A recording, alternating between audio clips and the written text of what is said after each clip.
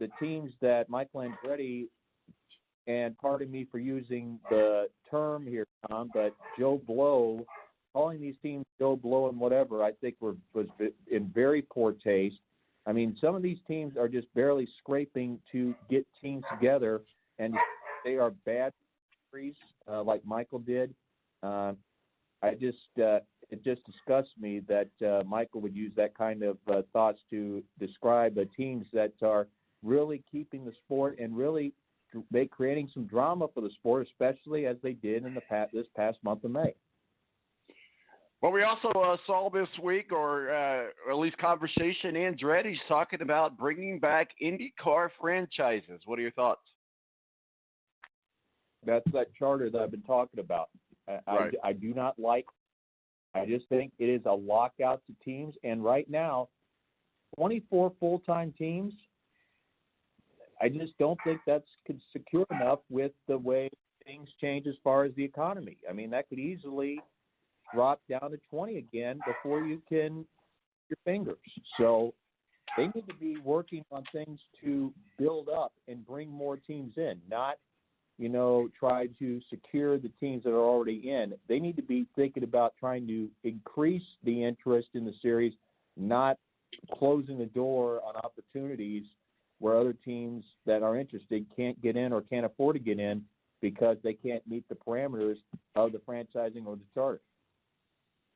Well, yeah, and absolutely. We'll be monitoring that and see what happens. VK also confirmed at ECR.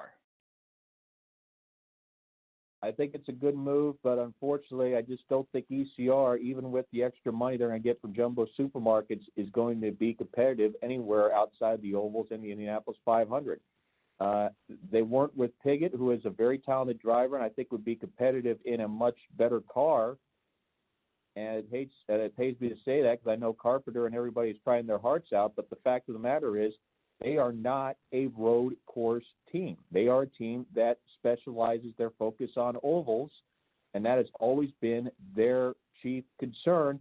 And unless something changes dramatically where they can get, more funding in, et cetera, I think their best chances are on ovals. So I think you'll see, just like with Piggott, I think you'll see VK do very well in qualifying at the Indianapolis 500, maybe some of the oval tracks, but I believe he will struggle miserably on the road and street circuits, much like what happened to Spencer Piggott. So I don't think you're going to see much of a change in terms of the results of that 21 car in 2019 or in 2020.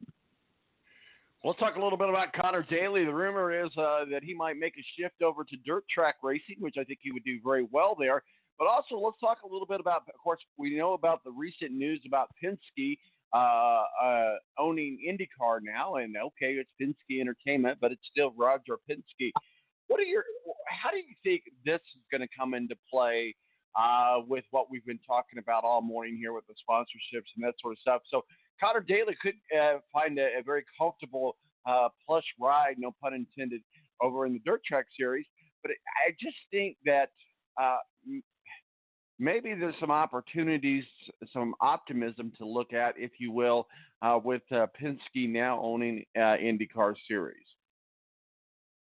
I think right now for Connor Daly, the best option for him right now is the road course ride for ECR, replacing Carpenter in the 20 car for those road course races. I think that's as good as it's going to get, because I don't think that's probably the best ride he can hope for at this point, because I don't know if being, every other race with a team like Carlin, who's going to be relying on multiple drivers during the year, or Foyt for multiple drivers during the year, is really going to help him a whole lot.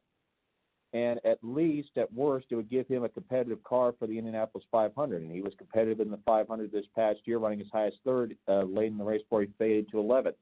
So I think that would be the best scenario. My only concern, though, is if he goes dirt track racing, then goes for the Indy-only ride and takes that caution marshal ride, what does that mean for Pippa Mann? What does that mean for some of the other drivers looking for rides? But I think right now the question is, would Pippa Mann, if indeed Connor Daly takes this dirt ride and then takes the caution marshal ride Indy 500, what would that mean for Pippa Mann's future in the Indianapolis 500? I think that would be my biggest concern.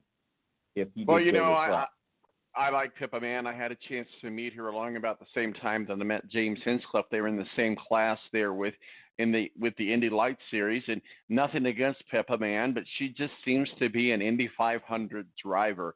If I'm an owner and I'm looking at a driver, I just kind of think that I want somebody that can race more than the Indianapolis 500. Yeah, she did well in the Indianapolis 500, but it just seems to be that that's what she is. She's a one event a year type of deal.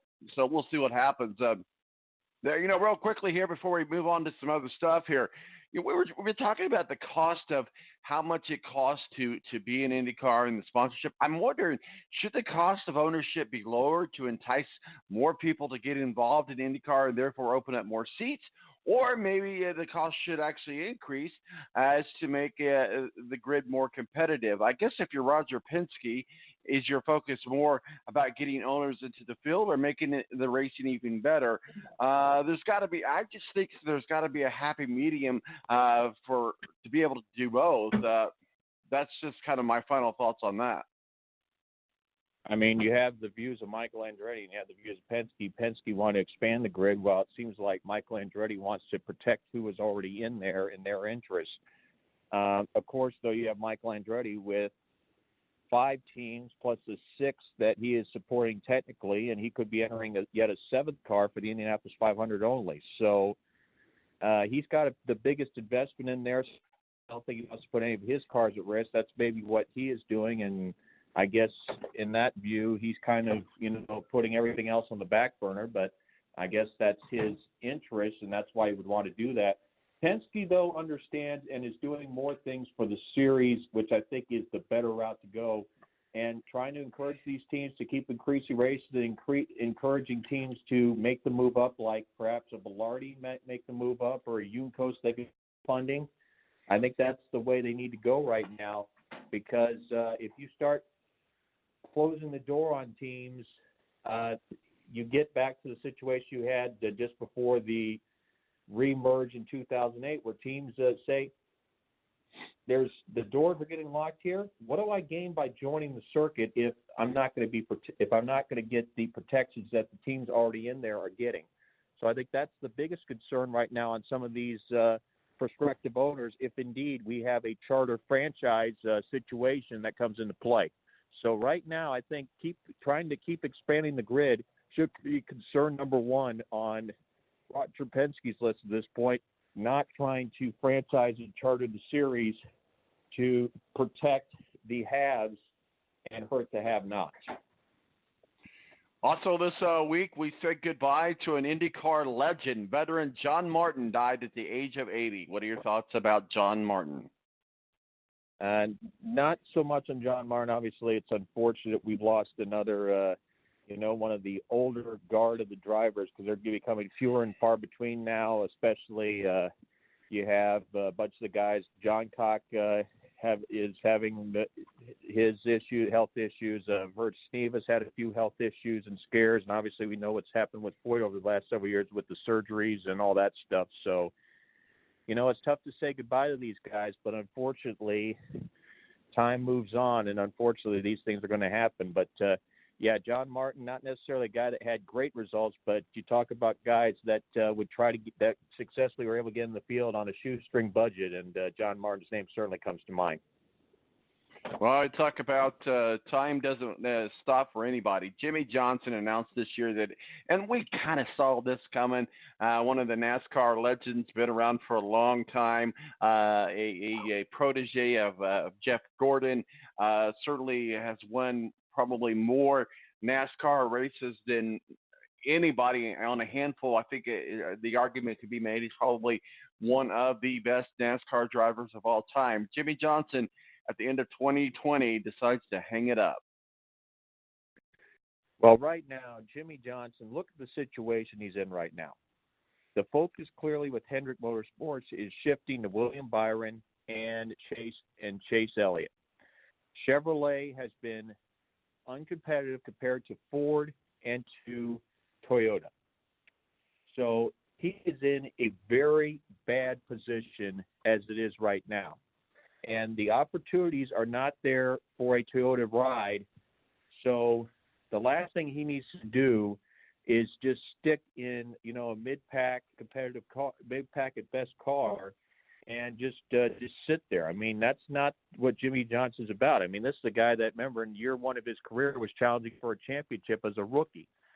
So that fact alone, I'm sure, is egging on him a bit, and the fact he hasn't been competitive. And I think it's easier for him to hang up now that he's no longer, paired up with Chad Knaus. I think there's been a lack of seeing eye to eye with the crew chiefs that he's had ever since he and parted ways with Knaus. And I just sense there's just a frustration building there, and I'd love to have Steve Wilson's opinion on it. But I think there's just a frustration building in Jimmy Johnson's head with the way that he has not been competitive.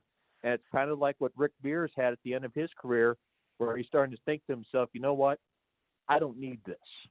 It's a no-win situation for me right now.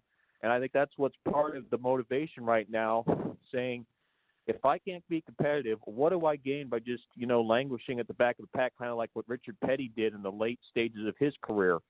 What do I gain by doing that? I mean, other than possibly getting caught up in someone else's mess, get seriously hurt, one of these unforeseen situations. So I think it's, understandable he's frustrated, but I think it also shows a lot of character in Jimmy saying, you know what, if things aren't going to work out for me right now, it's better that I step down and step aside instead of, trying to make something out of nothing, kind of like what some of these other legends have tried to do late in their careers and made a fool of themselves. I think at least Jimmy has the, wherewithal to realize when's his time and when it's not his time. And I think he's clearly seeing now that the time is running out in that hourglass, and it's time to maybe step aside and, give it to someone that is going to get the attention that they deserve. Well, I'm sure that he'll follow in the steps of Dale and Jeff and get into the broadcast booth somewhere. So just because he's stepping out of the car, he'll still be around the track in a very frequent basis. So we'll be curious to see what network he ends up. Real quickly before we wrap it up and put it the ownership Justin Marks supposedly is going to do. That's another thing that we've been hearing, that Jimmy Johnson might go the ownership route as well. That's an interesting twist I had not heard yet. Well, certainly before we wrap things up and put a bow on it, Notre Dame hosts Boston College. Not a lot to talk about there. Certainly they're 8-2. Boston College comes in at 5-5. The Boston College Eagles. I would think that Notre Dame can check this box off and continuing moving on down the road. I would assume, based on what we're looking at now, that the Notre Dame playoff hopes are all but gone. We'll see. I'm sure they'll get into a New Year's Day bowl somewhere. But Notre Dame hosts Boston College. What are your thoughts, sir? Well, obviously, I don't know if you're aware of the hot water Notre NBC has gotten themselves into in the past 48 hours, when they are saying, since it's supposed on the anniversary of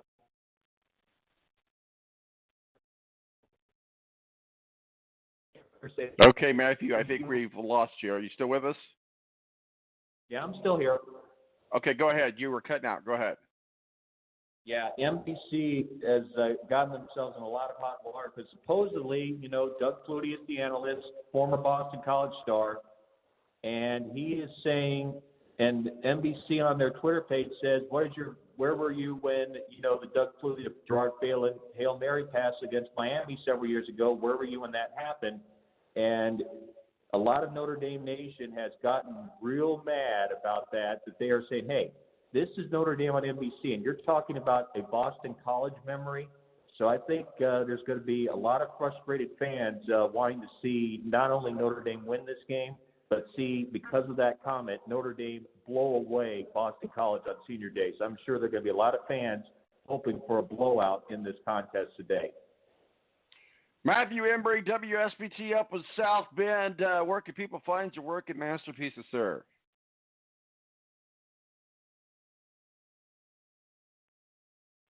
Or not. Matthew, are you still with us?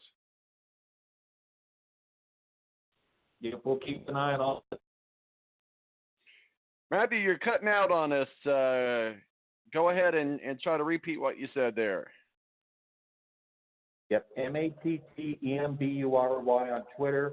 And like we keep saying, we'll keep an eye on this IndyCar stuff, because I'm sure it's going to hot up after Thanksgiving Day holiday with who knows? Maybe a few drivers that don't have the sponsorship money may also end up with a pink slip here before long.